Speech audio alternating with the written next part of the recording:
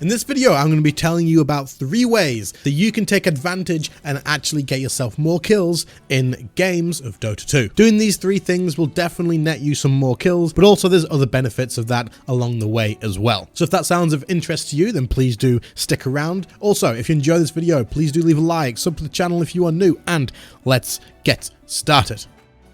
Okay, so this first tip is going to be something that is very, very specific, and we have to use demo mode to show this, as you know, this is the best way we can do it. Just pretend the river goes all the way down both ways, and then we can go from there. If you are in mid, or if you're going anywhere, if you're ganking or anything like that, and there's an invisibility rune, when you pick this up, keep in mind that there is a fade timer on this. So we're going to use the axe to pick it up so that we can see the vision from the invoker side, because as soon as we get this, then axe is going to go invisible, okay? Now, if we pick this up, this is going to be a fade timer. What you should do is you should walk away from the target that you are going to be going for.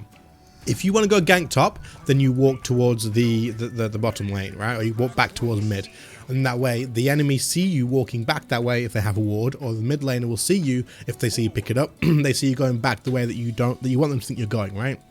But if you're going back to mid and you think you can get a kill in mid, then go towards another lane. This is ideal because it gives you some other things as well. So let's pick this up here, and you're going to see what's going to happen. If I run up here, Axe disappears, he fades, and I can still control him, so this is fine. But we know, like, for us as the mid laner, we think Axe has gone top. So right now, we're going to be telling our allies, Axe has gone top with an Invis rune, guys. Get back. He's top. He's definitely top. You just please get back. That forces the enemy team to go back from the Axe's perspective.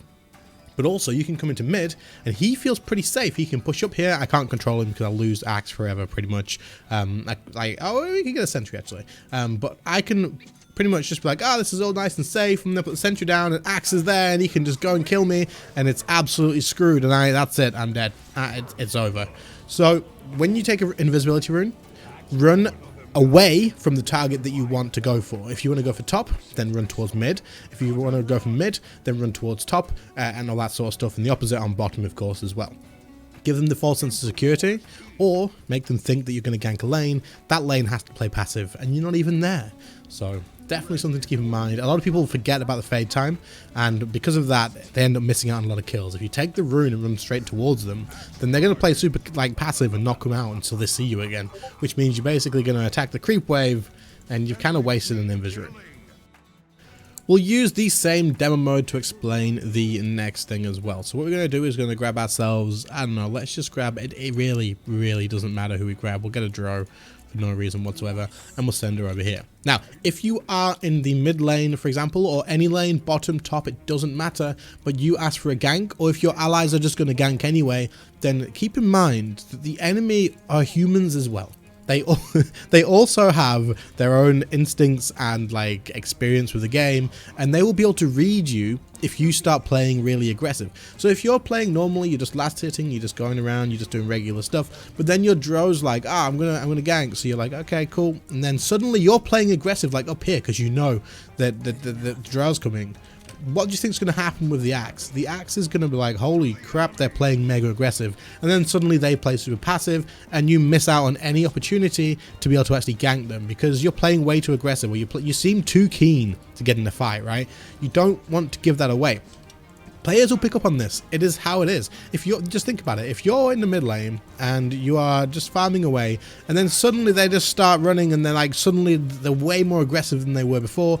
They're like coming up, they're hitting you or something like this, and then backing up and they're hitting you, and you're like, what the frick, man? If I had a TP right now, you could just die. Like if someone TP'd in, you could just die.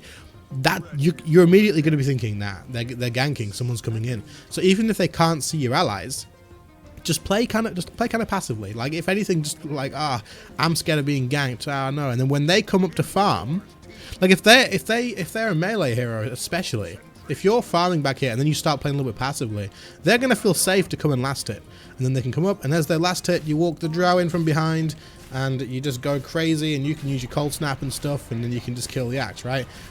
But if you play too aggressively, the Axe is just going to run away too soon. He's going to play passively by his tower. So keep this in mind. A lot of players do this, and it confuses me a lot. Because it can be so obvious. Have you ever been in a game and you've just thought, like, holy crap, do you want to make it more obvious that you're going to gank? Don't do this, guys. because you're not only wasting your own time, but the person who came to gank for you is probably not going to gank for you again. And I wouldn't. If that happened to me, I wouldn't gank again. I'd be like, nah, you're on your own. Screw that. I'm not coming back into that lane to help gank. You just completely made it way too obvious. Okay, this next one is super easy to explain, and it is lately probably one of my favorite things to do in the game to get ourselves another kill. It is funny. It's just brilliant. Now, as you know, if you teleport to a creep with your boost of travel, the enemy can see you teleporting, and if that creep dies, then it gets cancelled, right? Like, we know that it gets cancelled if that creep dies. So if I teleport now to this one and it dies, it's gone, it's done. But what you can actually do, and which is actually pretty funny to do, is, as you know, if you did this, there's a good chance that the Meepo would kill the creep that I'm going to teleport to.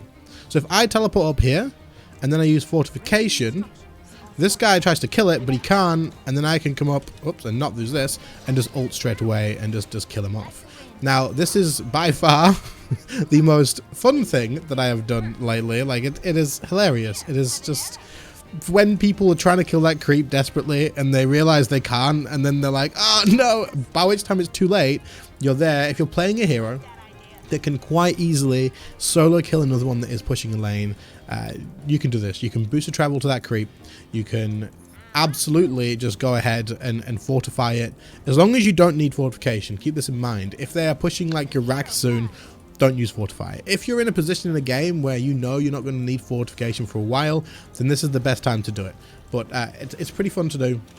It is something that can catch a lot of players off guard, and even if someone's farming in a safe place, like back down here or something, and they feel pretty safe, like they're confident enough to be there farming, this can get you a kill if you know you can kill them on a pretty high target thing. So like again, what you would do is teleport and fortify. They'd try and kill it, but they can't, by which time it's too late, you get in, and that's it. That hero is dead. You can just take them out. So this is another thing you can take advantage of. And I don't know, in like lower MMR, mid MMR, this will work a hell of a lot. Higher up, you may get punished for it because they're like, they use fort, let's go get a tower. You know, you're probably going to get punished for this a little bit higher up. But for lower to mid MMR, you can probably get away with this and take advantage of a quiet bird. I'm only probably mid MMR myself, so you know, it is what it is. Anyway, hopefully you found this useful. If you did, then that's the last one for this video, but I will make another part if you guys do enjoy it. But yeah, if you enjoyed the video, please leave a like, sub to the channel if you are new. The channel is growing fairly steadily. I am still working on content, and I will be doing more as soon as I can, and just bringing it out whenever I think of new stuff. If you have any video suggestions, drop it in the comments down below.